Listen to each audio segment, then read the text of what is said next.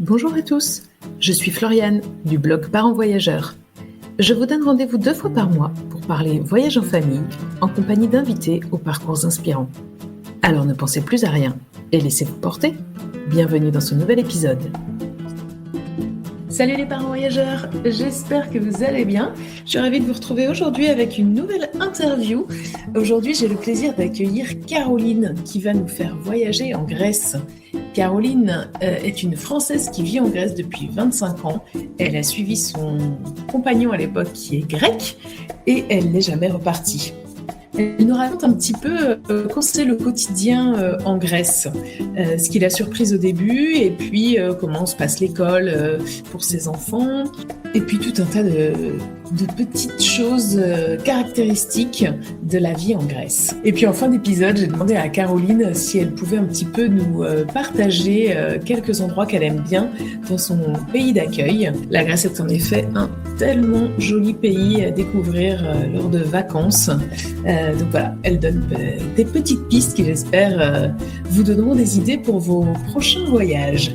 Je n'en dis pas plus, je vous laisse écouter cet épisode avec Caroline et je vous souhaite une très belle écoute. Bonjour Caroline. Bonjour. Merci d'être là. Je suis ravie de t'accueillir sur le podcast de Parents Voyageurs. Ça fait un petit moment qu'on discute toutes les deux sur Instagram.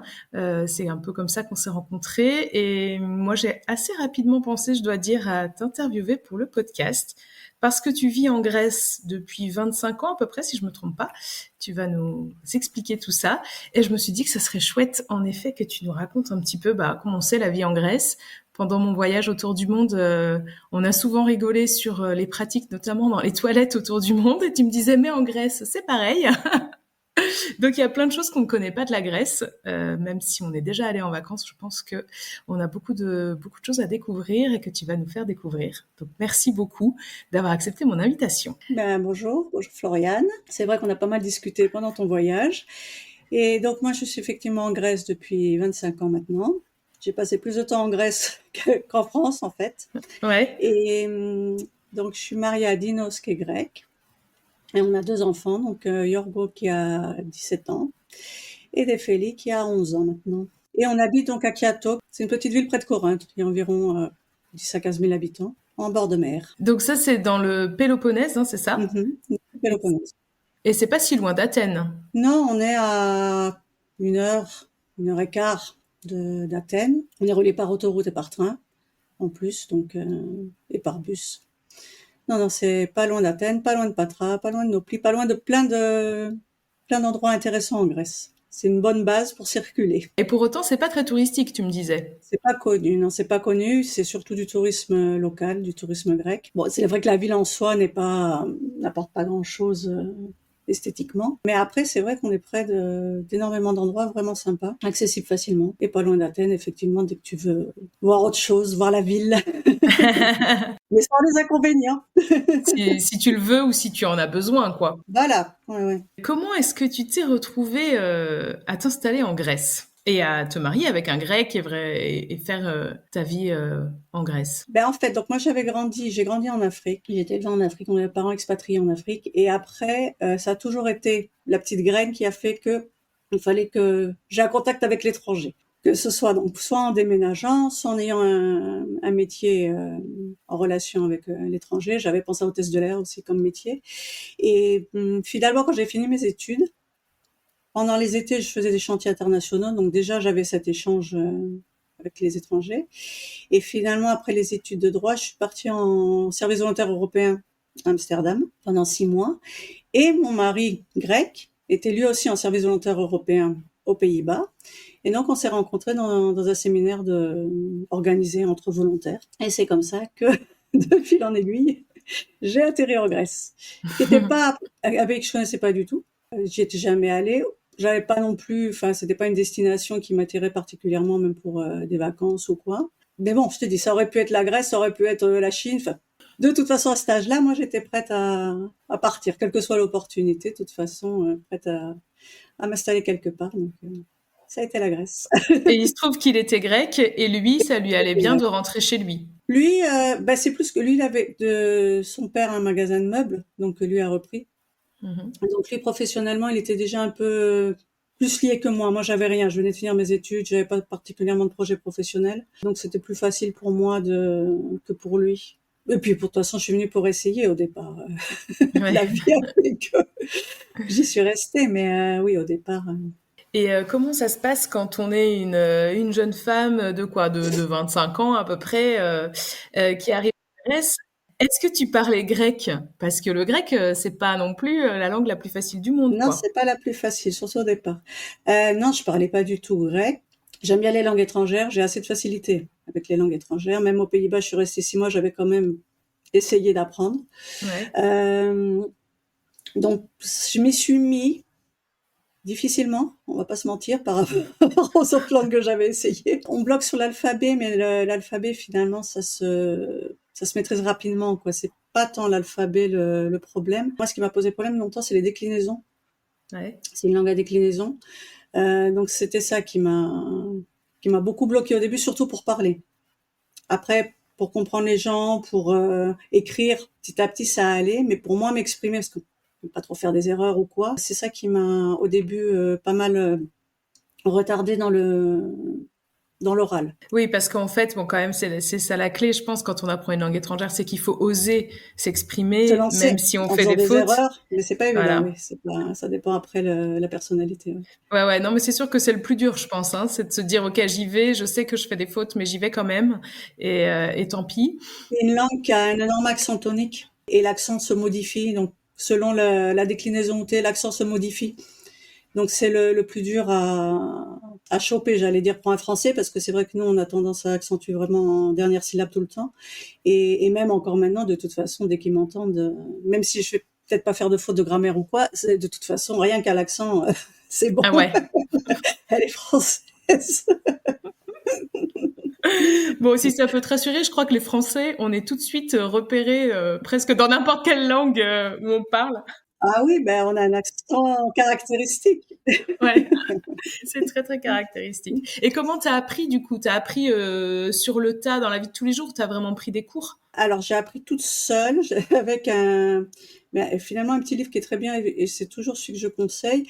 C'est un livre de poche, c'est Apprendre le grec en 40 leçons. Ouais, c'est la méthode Assimil? Non, c'est pas Assimil parce que mon père qui vit en Grèce depuis avait tenté Assimil. Non, Assimil c'est beaucoup plus compliqué et beaucoup plus poussé si tu veux. Non, moi les bases je les ai apprises avec ce petit bouquin de 40 leçons donc vraiment, mais il y a vraiment finalement beaucoup de tout vocabulaire quotidien, tout ce dont tu as besoin pour te lancer. Si vraiment tu lis le bouquin, tu apprends enfin en t'intéressant, pas juste lire la page, tu vois, en travaillant, en faisant les exercices. Et après, en essayant d'écouter, tu sais tout ce qu'il faut faire pour apprendre une langue. Hein. Et puis bon, après, bien sûr, le quotidien, la vie quotidienne, bien sûr. C'est sûr que si tu restes en France avec le bouquin, tu iras pas loin, quoi. Oui, c'est sûr. Il faut avoir Même si l'occasion c'est de... déjà une bonne C'est entrée en un bon matière quand début. même. Ouais, c'est un Mais bon oui. début. Mais Bon. pour parler, ça va être compliqué. Est-ce que tu te souviens un peu de ce qui t'a surprise quand t'es arrivée là-bas et que vous avez commencé à faire votre vie en tant que Française? Ben déjà, moi, quand je suis arrivée, les parents de mon mari ne savaient pas que j'existais. Parce qu'à l'époque, parce que c'est 25 ans, donc ils ont fait un bond culturellement, socialement, traditionnellement énorme en 25 ans. Ouais. Donc moi, il y a 25 ans, quand je suis arrivée, c'était quand même pas courant de sortir avec une fille sans être fiancée avec, donc sans que ce soit officiel, si tu veux. Donc de toute façon, c'était encore très très caché. Et puis ce qui s'est passé, c'est que on a eu un accident de voiture au bout de 10 jours. Ça faisait 10 jours que j'étais là et on a eu un accident de voiture et j'ai été hospitalisée une nuit. Et donc forcément, il n'a pas pu me cacher longtemps.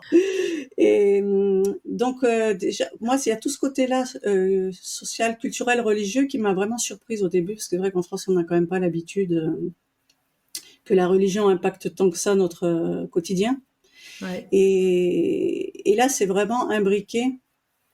C'était, ça a tendance maintenant à diminuer, mais c'était encore il y a 25 ans très, très prégnant sur le quotidien, et dans les relations sociales et dans beaucoup de choses. Et notamment, ce qui est encore, dont je t'avais parlé, c'est pour l'école. Ouais, ouais, ouais, c'est exactement ce que j'allais Oui. dire, du coup, parce que tu m'as déjà parlé de ça quand on a préparé un peu l'épisode, que quand même à l'école, la religion est très très présente. Parce qu'en fait, c'est pas un État laïque, la Grèce. Non, c'est pas laïque. Il y a jusqu'à une dizaine d'années, même sur la carte d'identité, la religion était marquée. Donc ça a été supprimé. Et non, ils sont pas laïcs. Ça commence, je te dis, il y a une déviation. Mais là encore, donc à l'école, dès la maternelle jusqu'au lycée, non seulement ils ont des cours 2 fois par semaine liés à la religion, pas exactement un catéchisme, ça c'est plus fait par l'Église pour ceux qui veulent, mais c'est quand même on leur apprend quoi les règles de la religion orthodoxe. On parle aussi d'autres religions quand même. D'accord. Et ils font la prière tous les matins en arrivant à l'école. Ils sont réunis dans la cour et en général, donc il y a un élève volontaire qui s'occupe de dire la prière pour tout le monde. Une espèce de bénédiction, quoi. Je sais pas si c'est le Notre Père exactement, mais enfin une prière comme ça. Et à la maternelle, je me souviens aussi comme Yorgo mangeait à l'école le midi, il faisait la prière avant de manger aussi. Et du coup aussi pour l'alimentation, parce qu'il y a plein de règles entre guillemets pour les repas liés à la religion, donc j'imagine que c'est suivi à l'école. Alors oui, c'est un peu comme l'histoire du poisson dans les cantines en France. Je sais pas, ça se fait toujours le vendredi ou c'était en Plus général ou moins, poisson. ça dépend. Mais en tout cas, c'est vrai que là, dans le quotidien, c'est quand même assez marqué. Si on veut suivre, bien sûr, tout le monde fait ce qu'il veut, après adapte. Mais en général, par exemple, le mercredi et le vendredi sont des jours où on ne mange pas de produits animaux, ou en tout cas des plats plutôt végétariens. D'accord. Et après, tu as des personnes comme ma belle-mère qui sont encore plus, qui suivent encore plus les règles et qui, elle, vraiment, là, par exemple, elle est depuis jusqu'à Noël, donc jusqu'au 24 au soir, qui suit un jeûne, un carême, une espèce de carême, comme le carême de Pâques. Donc là où les règles sont beaucoup plus strictes. Aucun produit animal, d'origine animale. Qui est un animal qui a du sang. C'est précis. Ouais, c'est précis. Aucun produit d'origine animale, ça veut dire aucun produit laitier, par exemple? Non, d'animal qui a du sang. C'est-à-dire que, par exemple, les escargots ou les pieuvres ou les coquillages n'ont pas de sang. Donc ça, ils peuvent en manger. Mais un poisson, non. Ni les dérivés. Donc après, pas de beurre, pas de lait, pas de... Ouais. Bon, la crème ici, on mange pas, mais pas de yaourt. Ouais, c'est assez surprenant. Et assez contraignant pour quelqu'un qui veut vraiment, comme ma belle-mère quand même, qui le fait. Donc elle le fait à Pâques, elle le fait à Noël et au 15 août, les 15 premiers jours d'août. Oui, ok. C'est un sacré engagement. Mais c'est assez respecté par contre par la majorité de la population la semaine sainte, donc la semaine avant Pâques. Ouais. Les 7 jours avant Pâques, c'est quand même là plus majoritairement, même des gens qui le font pas habituellement ont tendance à plus le respecter. D'accord. Et au niveau de l'école aussi, avec la religion, enfin ce dernier chapitre religion, c'est que avant certaines grandes fêtes du calendrier orthodoxe, ils les emmènent à l'église aussi. Et le pape vient à chaque rentrée, donc ici c'est le 11 septembre la rentrée en général, enfin sauf si ça tombe un week-end, et le pape vient bénir dans chaque école tout le monde, quoi, les profs, les enfants, les parents s'ils sont là. D'accord. Ouais, j'imagine que ça devait être surprenant quand même au départ. Oui, pour moi quand c'était ces vraiment enfants quand même ont assez commencé à aller à surprenant. l'école. Ouais, j'imagine. Oui, après maintenant c'est habituel. Et juste, je reviens 2 secondes sur ces cours de religion. C'est pas forcément du catéchisme, comme tu disais. Est-ce que la mythologie grecque, bon, du coup, c'est pas une religion qui est toujours pratiquée, je pense pas, mais est-ce que du coup, ça c'est enseigné, ça fait partie de cet enseignement-là, ou ça fait partie de l'histoire non, grecque? c'est pas dans le cours de religion, c'est dans le cours d'histoire. Et elle m'a enseigné que au primaire, quand ils commencent l'histoire au primaire, donc en France, ça doit être en CE2, en équivalence française. Donc le cours d'histoire est consacré donc à toute la partie mythologie grecque. Okay. Mais après ils en reparlent pas. Donc après ils peuvent en reparler par des textes ou quoi. Au collège ils étudient l'Odyssée en cours de langue, en parallèle du cours de langue, du cours de l'équivalent de ce qu'on appelle français en France, donc le grec ici, le grec moderne. Donc ils font l'Odyssée. La partie sur la guerre de Troie aussi. Donc d'année en année, si tu veux, ils changent de livre, d'histoire. Ouais. Mais après, la mythologie en tant que telle, comme on a les dieux en tête ou quoi, les histoires comme ça d'Hercule ou quoi, non, c'est seulement en début de primaire. Ouais, d'accord. Et les penseurs grecs, les philosophes, Socrate, Platon, tout ça. Ils en parlent, mais ils n'ont pas de cours de philosophie, curieusement. Ils en font un peu au lycée, mais enfin rien à voir avec le nombre d'heures qu'on fait en France. Et non, pas tellement. Enfin, je pense qu'ils doivent avoir des textes dans le cadre des cours. Ils font quand même pas mal de grec ancien aussi, qui est quand même Ah oui, quand Au même. collège et le lycée, il y a grec ancien, ouais. Il y a pas mal Obligatoire? d'heures. Ah, obligatoire, oui, oui. Oui, oui, c'est pas optionnel.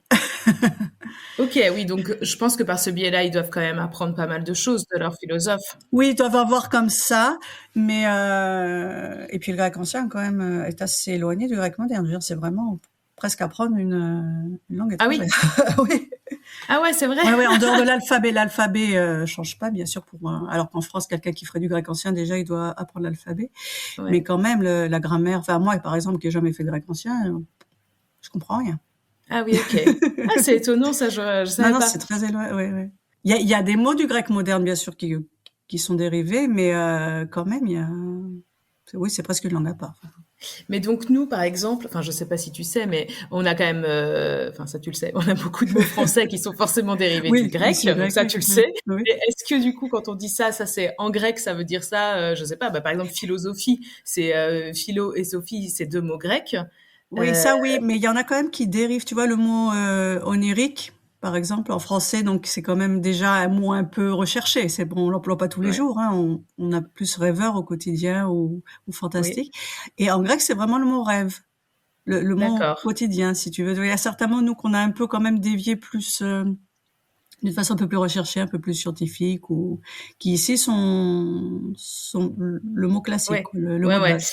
Mais du coup, ça vient du grec ancien et c'est toujours quand même des mots qui sont, c'est les mêmes mots en grec moderne quand même.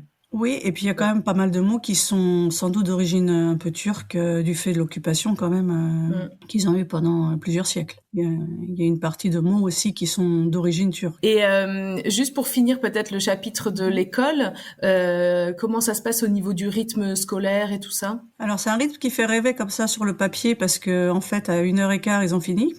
Ouais, C'est 8h15, 1h15, presque c'est 2 heures pour les plus grands quand même, collège et lycée. Faut ouais. pouvoir faire le programme aussi.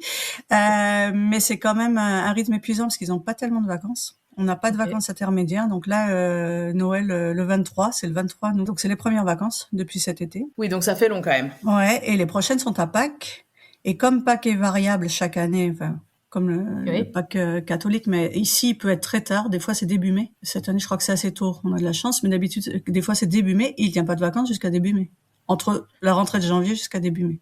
Donc, il y a Ah ouais, vraiment ouais, des ouais. trimestres. Enfin, c'est même pas des trimestres. Il y a des fois, Ouais, c'est c'est 4 mois à chaque fois, quoi. Enfin, ça peut, quoi. presque. Ouais, ouais, ouais, presque. Bon, ils ont beaucoup de vacances d'été puisque le 15 juin, par contre, ils ont fini. D'accord. Et reprennent le 11 septembre. 15 juin et c'est presque et 11 septembre, donc ça fait quand même pas mal, mais c'est presque trop l'été. Mais il y a aussi la raison climatique.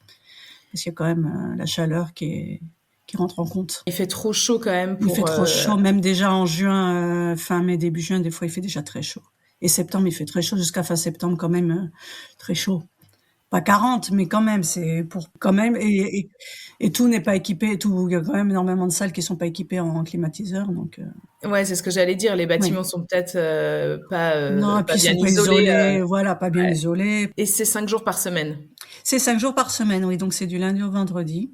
Il n'y a jamais école le samedi. Et donc que les matinées et souvent l'après-midi. Donc les écoles ne prévoient rien. On peut rester jusqu'à 15 heures. Donc l'enfant amène son repas et reste jusqu'à 15 heures.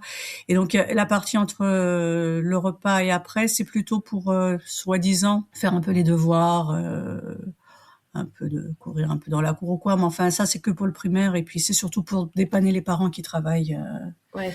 aussi. Parce que ceux qui travaillent dans les services publics, les banques et tout ça, c'est à peu près les horaires qu'ils ont. Ils ont 8 heures, 15 heures, 8 heures, 16 heures. Donc ça, c'est pour dépanner. Et sinon, il y a des, je sais pas, il y a des activités sportives. Tu trouves facilement quand même à les occuper? Alors par les écoles, non, il y a rien qui est prévu par les écoles. Après, donc ça se fait à l'extérieur, donc soit par la commune, soit payant.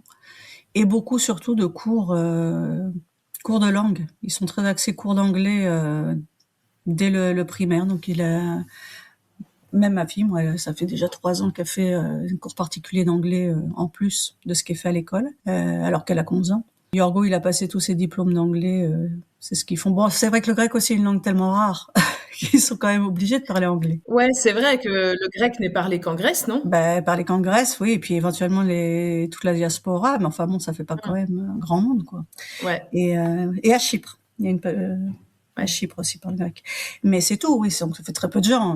Donc, il faut bien qu'ils aient notre langue pour communiquer. Mais ils parlent quand même pas mal français, surtout la génération plus âgée, tu vois, les 5 ans, à partir de 50 ans et plus. Parce qu'ils faisaient français à l'école et pas anglais à l'époque.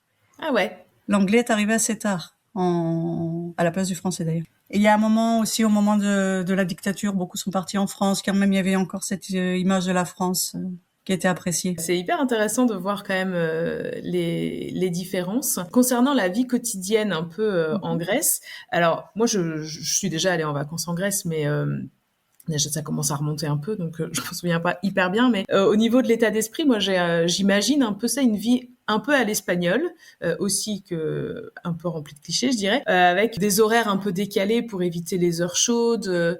Et en Grèce, je trouve qu'on a un peu l'image des anciens qui boivent leur café en terrasse, qui jouent avec un chapelet, voilà, qui sont assis, les mamies qui sont habillées en noir. C'est vrai tout ça? C'est pas mal vrai, ça a pas tellement changé.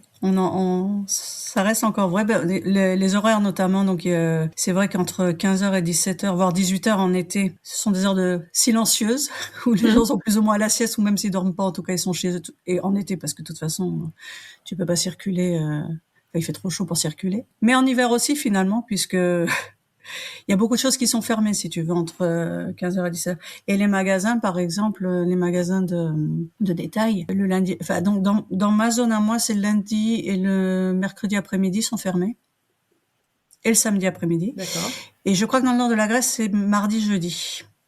Donc ça, je savais pas. Je l'ai appris assez récemment que dans le nord de la Grèce, ils avaient inversé dans la semaine. Et puis, quoi d'autre? Après, toute cette image où le café ici, c'est quand même sacré. Donc, que ce soit le café grec, mais maintenant, ils sont plus aussi adeptes de café à emporter. Donc, le fameux frappé. Mais lui aussi, il est en train de perdre de la distance. Maintenant, c'est les espressos, mais refroidis. Ils appellent un peu le ice coffee, je crois. En France, ils appellent ça, je sais pas trop. Donc, avec des glaçons, quoi, qui sont mixés avec des glaçons. Tu peux rajouter du lait, de la chantilly. Et donc, mais très à emporter. Tu vois toujours des gens avec un gobelet de café à la main, ou un café sur le bureau. Mais même tu vas à la banque ou quoi, l'employé, là, ou sa tasse donc de café grec, ou son gobelet de café à emporter. C'est une institution, mais surtout, ils le boivent hyper lentement. C'est-à-dire qu'ils peuvent l'avoir fait à 8h, et puis à midi, la tasse est encore là, quoi. Tu sais, c'est vraiment goulet par goulet. Et ils vont le boire. Ils vont le boire, ouais. Il y a une petite chose qui est, alors de mon point de vue assez rigolote.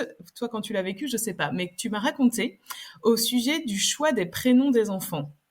Est-ce que tu peux nous expliquer un petit peu comment ça se passe et puis du coup votre expérience personnelle? Alors déjà, traditionnellement ici, les enfants en général portent le prénom des grands-parents. Donc en général, ça sera, si c'est une fille, ce sera plutôt de la grand-mère ou du grand-père, mais ça peut l'adaptation féminine si le mot existe, si le prénom existe dans les deux sexes. Donc c'est souvent ce qui a été défini le choix des prénoms. Mais plutôt les grands-parents paternels ou maternels? Ça dépend. Après, si c'est le premier enfant, on va en général, en tout cas surtout sur le grand-père, parce que quand même, ça reste assez patriarcal ici. Mais après, je sais pas, ça dépend. Ça froisse des gens, ça c'est clair. Et encore maintenant. Forcément, il y en a qui sont pas choisis, quoi. Voilà. Et surtout s'il n'y a pas assez de petits enfants quand même pour que tout le monde ait son prénom donné. Et ce qui fait quand même que ça fait un système où donc les prénoms tournent en boucle, plus ou moins quand même. Et donc ça se fait au moment du baptême, c'est-à-dire quand l'enfant naît au moment de la naissance. Donc en France en général, tu vas à l'état civil, le père s'occupe des démarches. Je crois que ça se fait même à l'hôpital en France. Hein. Il y a un bureau de l'état civil. Ouais. Ça dépend, soit à l'hôpital s'il y a un bureau de l'état civil, soit à la mairie, quoi. Mais... Ici, il faut aller à la mairie, mais ça ne se fait pas en fait. C'est pas dans les habitudes, puisqu'ils savent que de toute façon, l'enfant sera baptisé, donc le prénom est donné au moment du baptême. Qui se fait rapidement? Ça dépend. Moi, Yorgo, il a été baptisé à 1 an, donc il a eu son prénom qu'au bout d'1 an. Eh oui, très bien. Et donc, j'ai dû voyager en France, il n'avait pas de prénom. Il a voyagé avec son nom de famille et c'était marqué masculin sur son passeport grec, parce qu'à l'époque j'ai fait que le passeport grec pour voyager, c'était plus simple pour moi. Et donc c'était marqué son nom de famille et il n'y avait pas de prénom. La case prénom c'était marqué masculin. Bon, tu me diras en France à la douane de toute façon, ne parlant pas grec, ça ne leur disait rien. Pour eux c'était un prénom quand même. Mais c'est particulier. Ouais, ouais, mais par contre, si tu avais voulu faire le passeport français, parce que tes enfants, ils ont aussi la nationalité française, du fait que tu es française. Non, mais je crois qu'ils ont quand même l'habitude ici, le Oui, consulat, donc je sais pas comment ils s'arrangent. Et enfin, donc erreur que je n'ai pas refaite avec ma fille, j'ai envoyé mon mari déclarer directement le prénom. On avait choisi le prénom en plus pour ma fille, et c'était décidé à l'avance. Alors Yorgo, j'ai longtemps hésité quand même. Parce que donc c'est le prénom de mon beau-père, ouais. donc on a suivi la tradition. Mais moi, le problème de Yorgo, c'est que en français c'est Georges, et ça me faisait quand même assez bizarre d'avoir mon petit garçon qui s'appelle Georges, Ouais. quoi. J'avais une image quand même Un peu désuète. d'un vieux monsieur. Ouais, non, mais c'est sûr. Ouais.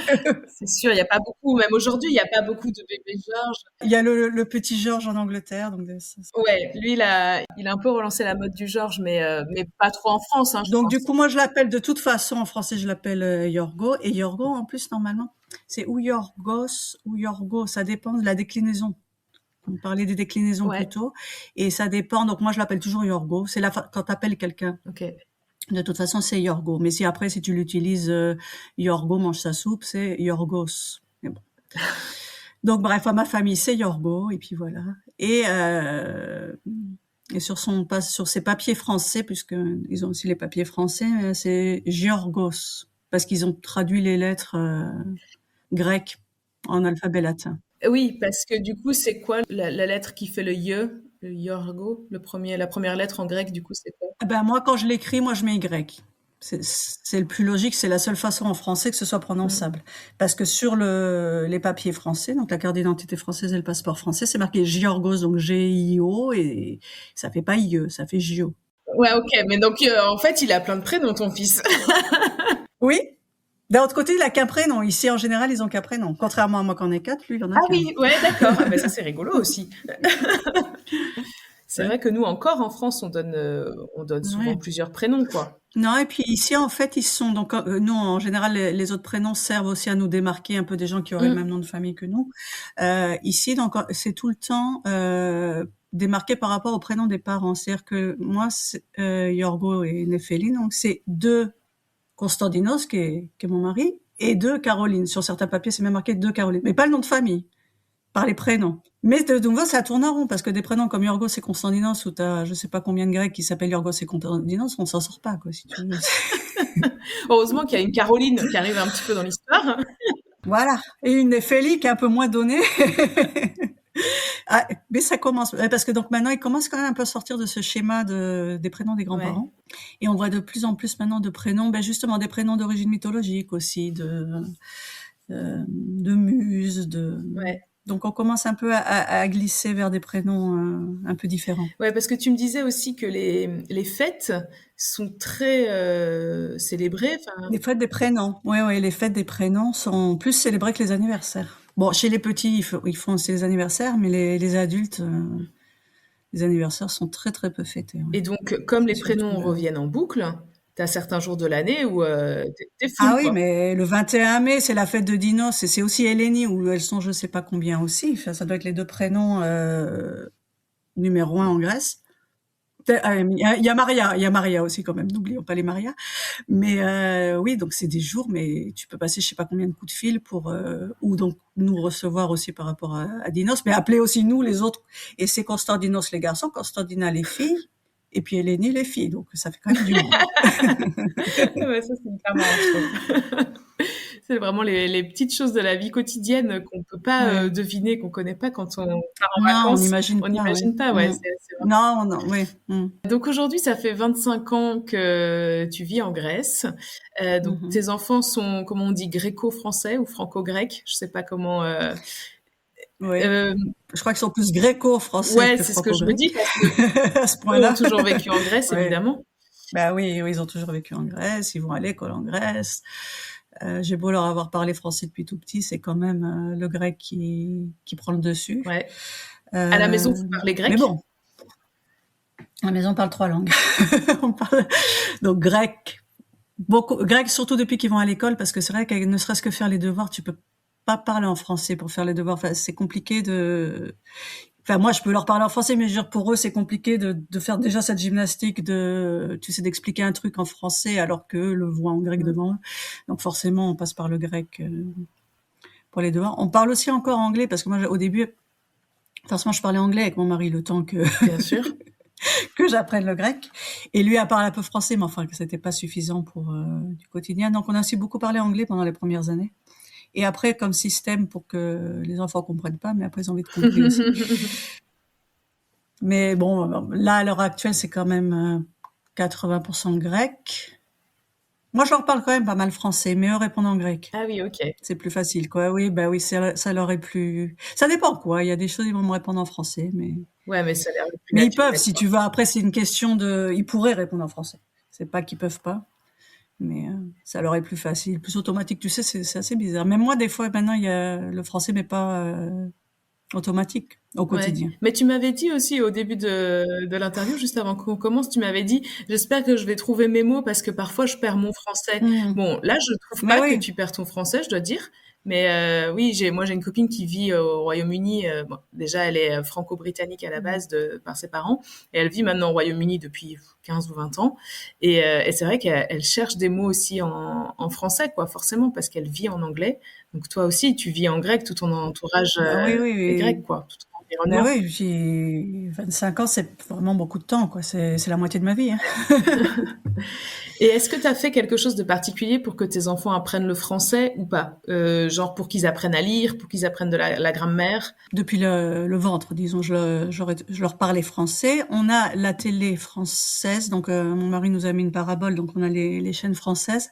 Euh, et de toute façon, bon, la télé grecque, en plus, nous, c'est pas notre truc, ni à mon mari d'ailleurs. Donc on a quand même beaucoup la télé française qui tourne. Quand on écoute on voit la télé, c'est en français. Et après, maintenant ça s'est fait assez facilement parce que comme il y a l'anglais aussi ils font l'anglais très tôt. Donc ça, pour tout ce qui a été déjà déchiffré l'alphabet, ben en fait ils l'ont appris par l'anglais, donc j'ai pas eu à le Ouais. faire. Et au niveau lecture, ben, petit à petit, j'avais une méthode française de lecture, mais ça s'est fait assez facilement, quoi. Par contre, ils écrivent pas bien. S'ils devaient, ça pêche un peu de ce côté-là. Mais après, bon, ça se fait. S'il y a besoin, ils pourront le régler rapidement, puisque ils comprennent tout, tout ce qu'ils lisent et tout ce qu'ils entendent. Oui, c'est déjà quand même pas mal. C'est une bonne base. Et si un jour ils ont besoin de bien écrire, ils pourront l'apprendre, quoi. Oui, mais c'est quand même compliqué de conserver, pas de conserver. Oui, de pouvoir garder le niveau, si tu veux, qu'ils perdent pas trop. Et à instaurer, parce qu'au début, tu sais, quand ils sont bébés, on a des grandes idées, et ça va être comme ça, et puis ils vont être 50-50, et on parlera toujours français à la maison, enfin, pour ma part à moi, et puis je leur parlerai jamais grec, et puis bon, quand ils sont tout petits, ça va mieux, mais je te dis, dès que l'école commence, ça devient plus compliqué. Oui, oui, bah, Quand les deux parents sont pas français, ouais, je pense qu'une famille où les deux parents sont français, c'est ouais, différent. tout à fait. Mais là, Non, mais après, c'est rigolo parce qu'en effet, de toute façon, avant d'avoir des enfants, quel que soit le sujet, tu as des grands oui, principes, on a beaucoup de voilà, principes. tu as des grandes idées sur tout, et puis bon, Et après, après, il y a les adaptations. tu fais en fonction de ce que tu vis tous les jours. Comme tu veux, comme tu peux, c'est- on choisit pas toujours. Mais donc toi, tes enfants sont plutôt grecs, et ça, on Oui. pouvait le deviner, je pense, avant même de te poser la question. Mais toi, tu es plutôt française ou tu es plutôt grecque? Ah, je crois que je reste quand même pas mal française. Ouais. Oui, je pense. Je sais pas, c'est au niveau de l'accent. Mes parents, des fois, me disent que j'ai un accent grec quand je parle. Mais non, quand même, je reste française. Il y a quand même beaucoup de choses encore maintenant. Je me dis, mais c'est pas possible. Ils prennent les sens interdits, ils conduisent n'importe comment, mais des trucs. Ils se garent n'importe où. Je me dis, mais non, mais...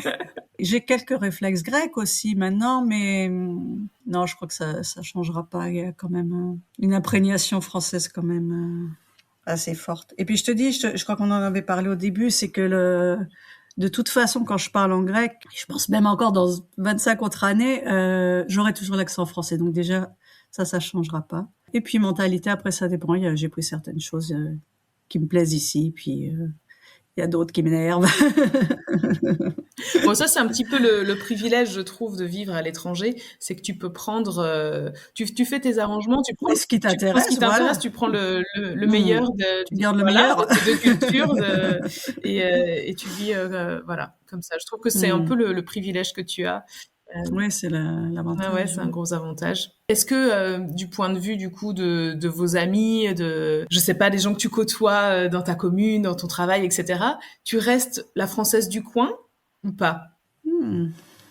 Je pense quand même, je te dis, ne serait-ce que l'accent. Ah, alors oui, oui, Ouais, il y a ça qui te trahit déjà en déjà, fait, oui. même Ah, s'ils te connaissent pas finalement.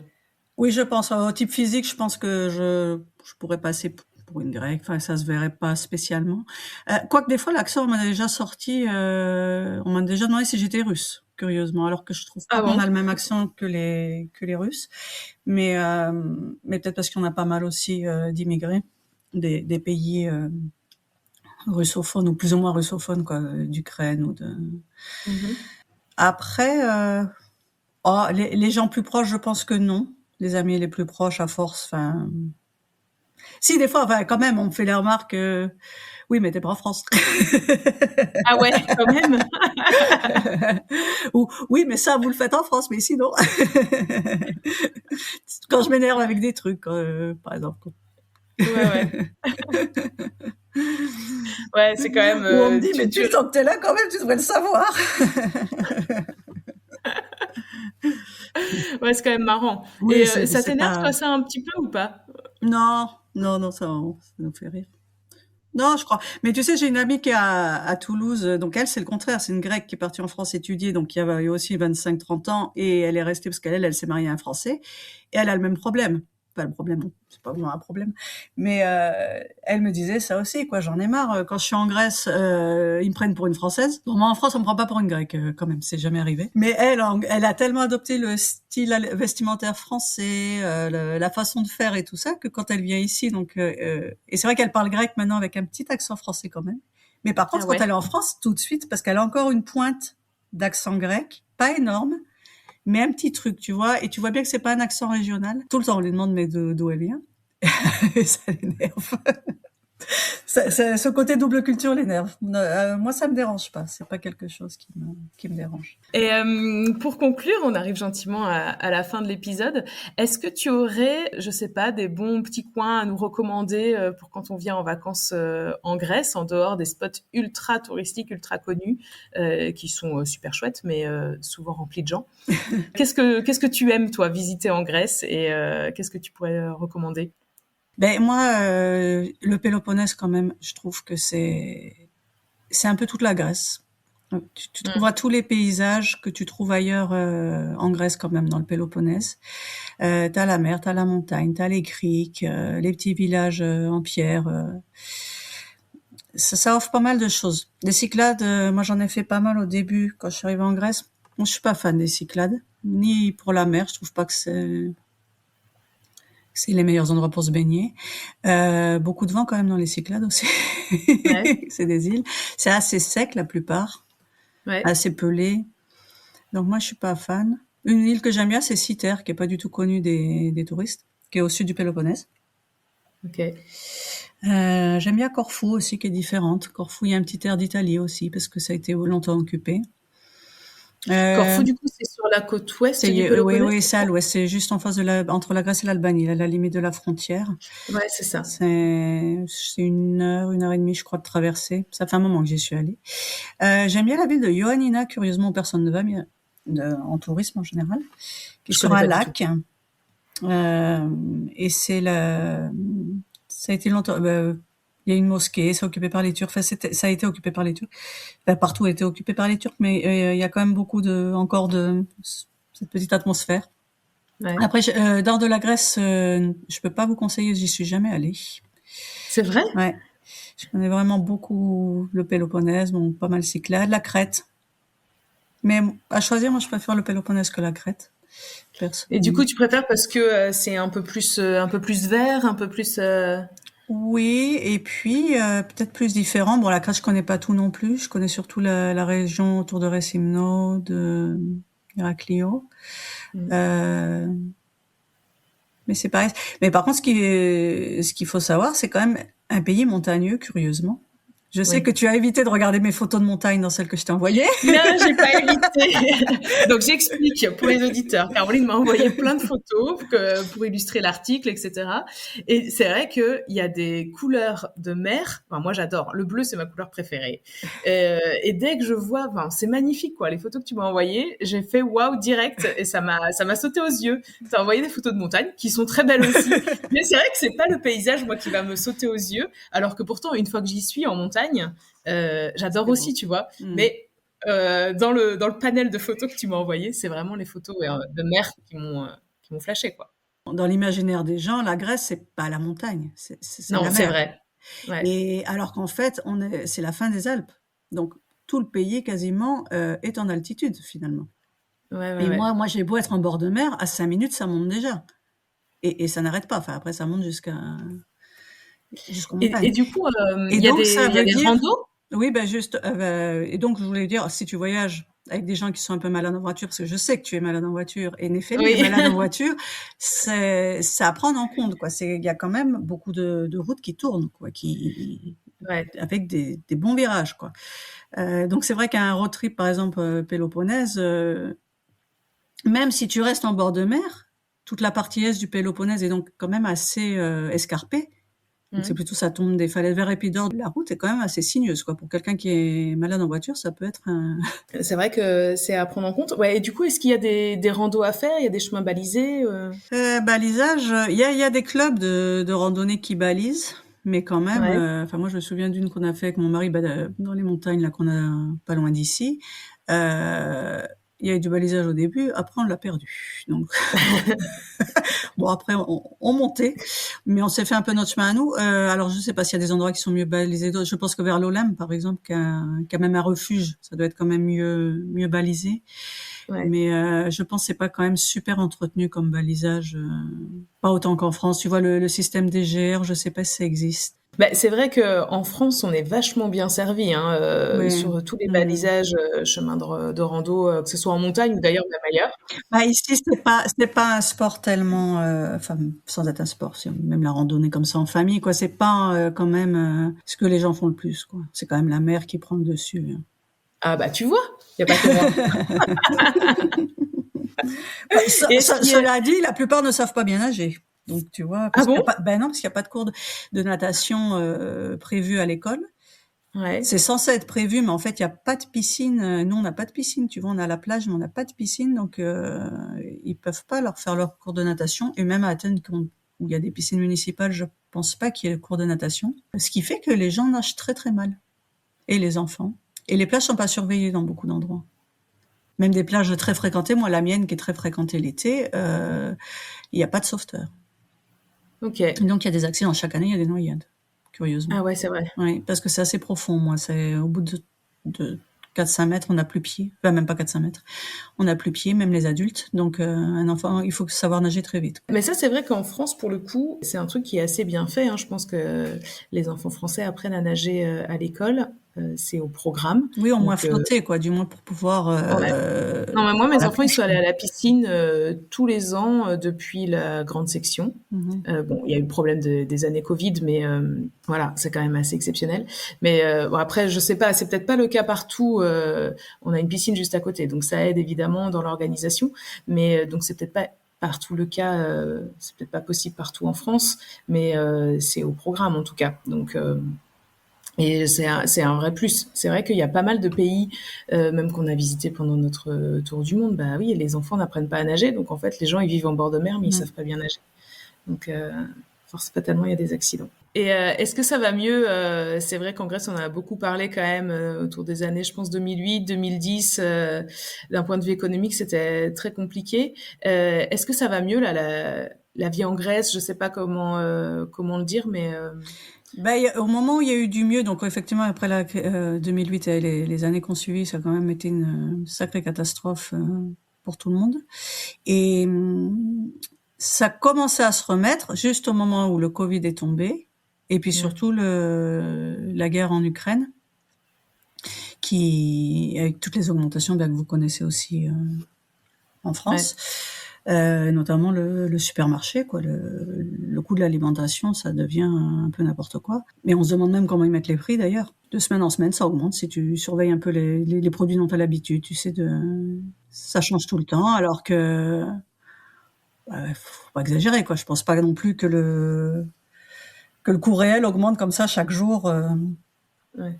Donc, manque de bol, oui, au moment où ça commençait quand même à reprendre un peu du poil de la bête. Alors, les politiques sont très contents, tout va bien. Mais au quotidien, non, c'est pas vrai. Au quotidien, et puis les salaires ont énormément baissé avec la crise de 2008. Faut savoir que le SMIC ici, il est tombé je vais être autour de 700 € maintenant, 750. C'est vraiment bas, quoi. Oui, surtout si le coût de l'alimentation augmente. Enfin, l'alimentation, du coup, c'est des produits de base, voilà. L'essence, là, hier, j'ai mis de l'essence, elle a 1,75 €, le litre, pas le diesel, l'essence normale. Mais ici, tu peux pas acheter d'essence au supermarché, par exemple. Tu es obligé d'acheter l'essence dans des stations, donc de marque. Et en supermarché, ça n'existe pas, l'essence un peu démarquée. Enfin, je sais pas comment on peut appeler ça. Donc, il n'y a pas tellement de concurrence sur le prix de l'essence. Et puis les loyers, à Athènes, ça devient n'importe quoi aussi. Il y a les problèmes que vous avez en France avec les Airbnb aussi dans les îles. Tu vois, ils envoient des profs, des médecins dans les îles, des instituts, tu sais, pour les écoles, pour les habitants à l'année. Et c'est des gens qui ne trouvent pas à se loger, puisque les appartements sont bloqués en Airbnb. Même nous, Kyoto, je te dis, alors qu'on disait que c'est pas touristique, je veux dire, un Français, a priori, viendra pas passer ses vacances ici. Mais, il y a quand même pas mal d'Airbnb. Si tu mets la carte Airbnb, je sais pas combien de logements qui sont proposés. Et à des tarifs, un peu exagérés par rapport à la ville, quoi. Enfin, par rapport à la beauté de la ville. Après, c'est sûr, comme je l'ai dit, c'est pratique. C'est une ville qui est pratique, et peut-être à la limite qui est intéressante du fait que, comme elle est pas non plus super recherchée, déjà tu trouveras à te loger peut-être, et peut-être moins cher qu'un endroit plus touristique. Ouais, et puis de toute façon, je pense que quand tu viens pour des vacances dans le Péloponnèse, bah tu loues une voiture. Oui, en général, t'as ta voiture, t'as ton véhicule, donc tu seras assez libre d'aller où tu veux après. Donc ça peut être une base intéressante. De même que Tripoli, qui est assez centrale finalement, c'est le centre du Péloponnèse, donc ça permet aussi de rayonner. Mais bon, il n'y a pas la mer Tripoli, donc si tu viens en été, ça va être problématique. Et puis c'est en altitude, mais c'est une cuvette, donc il fait très très chaud. Ah merde. Oui, je crois que c'est à 600 mètres d'altitude, mais comme c'est une cuvette avec des montagnes autour, il fait froid l'hiver et chaud l'été, quoi. C'est très continental. Ouais. Et ce qui est assez cher ici, tiens, en parlant de coût de la vie, c'est les péages aussi. Ah oui, ok. Parce que c'est plein de petits péages, donc ils sont assez rapprochés les uns des autres. Si tu veux, tu payes pas en entrant et en sortant comme en France, pour l'instant. Ça doit être mis en place, mais enfin, pour l'instant, ça ne l'est pas. Ce qui fait que tu payes, chaque fois que tu rencontres un péage, tu payes une certaine somme, qui est pas énorme, c'est 3 € par-ci, 2,50 € par là, mais quand tu t'en as 10 à la suite, jusqu'à ta destination finale, ça fait un petit budget, auquel tu fais pas vraiment attention parce que comme c'est des petites sommes à chaque fois. Ouais, c'est un peu piégeux. Ah bah c'est bon à savoir, ouais, c'est vrai parce que en effet, comme on disait tout à l'heure, les touristes louent forcément une voiture quand ils sont comme ça sur le continent. Donc. Caroline, merci beaucoup pour cette visite de la Grèce. On a appris plein de choses. Merci pour ton invitation, c'était très sympa. Merci beaucoup et à très bientôt. Au revoir. Au revoir, bonne journée. Merci beaucoup à Caroline pour son témoignage. J'ai trouvé ça hyper intéressant. C'est vrai que pour moi, la Grèce, je sais pas pourquoi, c'est un pays qui me fascine un petit peu depuis que je suis toute petite. Aussi bien l'histoire, la mythologie que la langue que j'ai essayé d'apprendre quand j'étais adolescente sans grand succès. Mais c'est pas grave. C'est vraiment un pays où j'aimerais retourner en vacances bientôt. On verra si ça peut se concrétiser. Je sais qu'on est beaucoup de Français à aimer la Grèce. Et donc j'espère que voilà, cette conversation avec Caroline vous a plu, vous a intéressé. Peut-être que ça vous a surpris les quelques éléments qu'elle nous a donnés sur la vie quotidienne en Grèce. En tout cas, merci d'avoir écouté cet épisode jusqu'au bout. Retrouvez l'article qui est posté sur le blog en parallèle de cet épisode. Il y a le lien dans les notes de l'épisode puisque j'y ai inséré beaucoup de photos que Caroline m'a transmises. Et vous retrouverez aussi des liens vers tout notre dossier. On a plusieurs articles pour vous aider à préparer votre séjour en Grèce. Et si vous aimez les histoires d'expatriation et d'émigration, en tout cas de familles qui vivent à l'étranger, dans l'article, j'ai aussi mis certains liens vers d'autres interviews. Nous avons déjà maintenant un très grand nombre d'interviews de familles qui vivent autour du monde. Et c'est toujours hyper intéressant, je trouve, de découvrir différentes façons de vivre. D'ailleurs, dans un tout prochain épisode, je vous emmènerai en Norvège. D'ici là, si vous avez aimé cet épisode, comme d'habitude, je vous invite à mettre 5 étoiles sur votre plateforme d'écoute Apple Podcast ou Spotify, nous laisser un petit commentaire, un petit message sur les réseaux, un partage sur les réseaux, bien sûr, ça nous fait toujours plaisir. Et puis je vous donne rendez-vous dès la semaine prochaine pour un nouvel épisode. À très bientôt, ciao!